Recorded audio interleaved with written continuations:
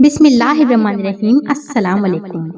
حضرت سلطان محمود غزنوی رحمت اللہ علیہ کے پاس ایرانی بادشاہ اپنے سفیر کے ساتھ ملاقات کے لیے آیا ہوا تھا۔ دن سارا سلطنت کے امور پر تبدیل خیال میں گزر گیا۔ رات کے کھانے کے بعد ایرانی بادشاہ اور سفیر کو مہمان خانے میں آرام کرنے کی غرض سے بھیج دیا گیا۔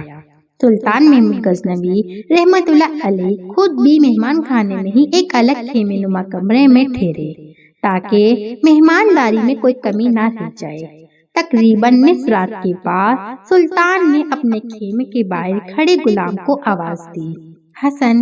اس نے پانی کا لوٹا اور کھلمیچی اٹھائی اور خیمے میں داخل ہو گیا۔ ایرانی بادشاہ بڑی حیرت سے اپنے خیمے کے پردے سے یہ منظر دیکھ رہا تھا اور ساتھ ہی ساتھ سلطان محمود غزنوی رحمت اللہ علیہ کے غلام حسن کے باہر آنے کا منتظر بھی تھا، جیسے کوئی سوال اس کو بے چین کیے ہوئے تھا۔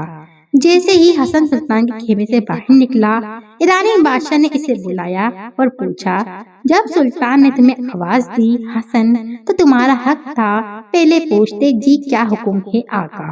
تم بنا پوچھے ہی پانی کا لوٹا اور کھلمیچی لے کر سلطان کے خیمے میں چلے گئے۔ ہو سکتا ہے سلطان کو کسی اور چیز کی طلب ہو۔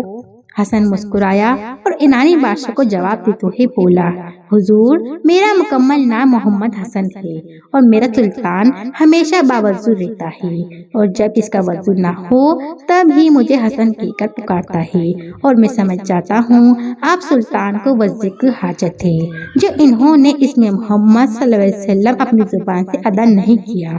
آج تک میرے سلطان نے بغیر وضو کے مجھے محمد حسن کہہ کر نہیں پکارا۔ اللہ اکبر۔ یہ تھے وہ ہمارے اسلامی تاریخ کے ہیروز، جن کے دلوں میں عشق مصطفیٰ صلی اللہ علیہ وسلم کا ٹھاٹھے ماٹھے سمندر تھا اور کافر مشرک ان کا نام سن کر کانپتے تھے۔ السلام علیکم۔